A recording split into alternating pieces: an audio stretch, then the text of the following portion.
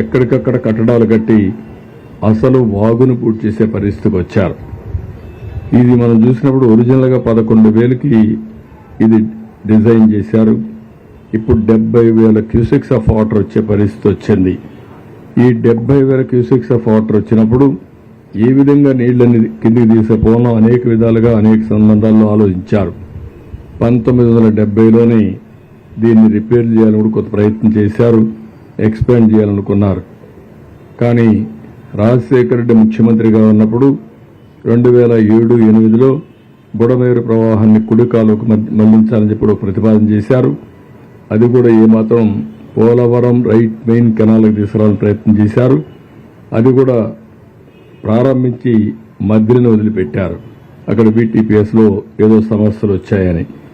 ఆ తర్వాత మనం చూస్తే దీని మీద ఒకేసారి వెలగలేరులో రెగ్యులేటరీ ఒకటి కట్టారు. అది కూడా చిన్న రెగ్యులేటర్, ఇన్ని నీళ్లు కూడా పట్టావు, ఏదైనా ఉంటే కొద్దిగా ఫ్లడ్ మేనేజ్మెంట్ చేయడానికి కట్టారు. అంతవరకు తప్ప ఏం జరగలేదు. ఇంకొక పక్కన 2005లో పెద్ద వరద వచ్చింది.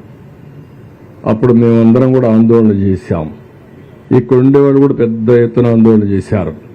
దీన్ని చేస్తానని ఆ రోజు రాజశేఖర రెడ్డి చెప్పాడు, కానీ మళ్ళా వదిలేసే పరిస్థితికి వచ్చాడు. ఫైనల్గా నేను వచ్చిన తర్వాత కూడా ఒక దగ్గర 500 కోట్లు శాంక్షన్ చేశామనేది కొంత ఇన్ఫర్మేషన్ ఉంది. ఆ 500 కోట్లు ఖర్చు పెట్టకుండా ఈ ప్రభుత్వం వచ్చిన తర్వాత మానేశారు. రెండోది, బుడమేరు కనీసం బ్రీచెస్ క్లోజ్ చేసుంటే, వీళ్ళు ఆకుపై చేయకుండా ఉండుంటే కొంతవరకు సమస్య పరిష్కారం అయ్యేది. ఎప్పుడైతే ఎన్క్రోచ్మెంట్స్ 2019 నుంచి విపరీతంగా జరిగాయి, కాలవే లేకుండా చేసే పరిస్థితికి వచ్చారు. దానికి తగినట్టు 70,000 క్యూసెక్స్ ఆఫ్ వాటర్ వచ్చింది. ఈ రెండూ కలిసే కొందికి ఒక పక్క కృష్ణా రివర్లో వచ్చే నీళ్లు, ఇంకొక పక్క బుడమేరు నుంచి వచ్చే నీళ్లు, రెండు కూడా కలిపి మొత్తం విజయవాడ బీభత్సంగా తయారైంది. ఎప్పుడూ లేనటువంటి వరద వచ్చే పరిస్థితి వచ్చింది, ముంపుకు గురైంది.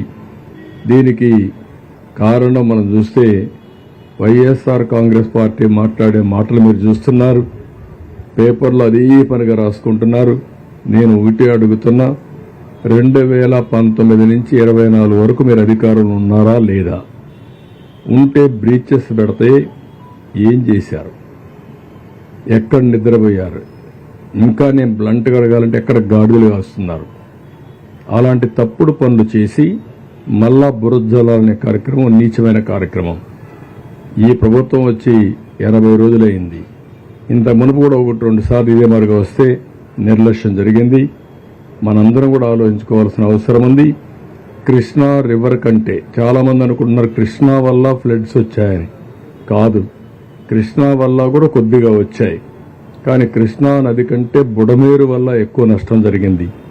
బుడమేరులో కూడా ఈ విపత్తు రావడానికి ప్రధానమైన కారణం వీళ్ళు ఇష్టానుసారంగా ఏదంటే ఒక పక్క టౌన్ పెరిగింది, టౌన్ పెరిగిన వల్ల భూముల విలువ పెరిగాయి.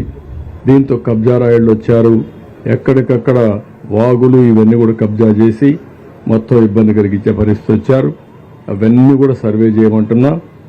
ఎవరైతే కడాన పోలవరం రైట్ మెయిన్ కెనాల్లో కూడా మట్టి దిగేశారు. ఎంత నీచులంటే, ఎంత దుర్మార్గులంటే, ఒక కాలువ, ఆ కాలువని సపోర్ట్ ఇచ్చేది ఆ గట్టులు, అలాంటి గట్టులో కూడా మట్టి తీసేసే పరిస్థితికి వచ్చారు. అంత దుర్మార్గంగా ప్రవర్తించారు. అది కూడా ఎస్టాబ్లిష్ చేస్తాం. ఎవరైనా సరే ఇలాంటి ప్రజాద్రోహం చేసిన వ్యక్తుల్ని కఠినంగా శిక్షిస్తే తప్ప ఇలాంటి సమస్యలు రావు.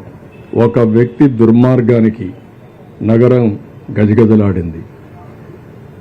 అమాయకులంతా కూడా చాలా బాధపడే పరిస్థితికి వచ్చారు. ఇది మళ్ళా పునరావృతం కాకుండా కూడా చూడాల్సిన అవసరం ఉంది. టెక్నికల్ డీటెయిల్స్ కూడా అనలైజ్ చేస్తున్నా. ఇంకా ఎవరైనా మేధావులు ఉంటే వాళ్ళు కూడా ముందుకు రండి, మీ ఆలోచన కూడా ఇవ్వండి.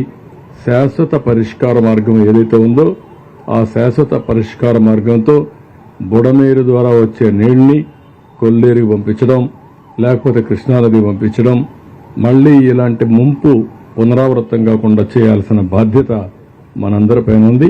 దాన్ని కూడా వర్కౌట్ చేస్తాం. ఇది బ్రాడ్గా. ఇంకొక పక్కన ఈరోజు ఉద్యోగస్తులు కూడా స్వచ్ఛందంగా వచ్చారు. స్వచ్ఛందంగా వచ్చి జాయిన్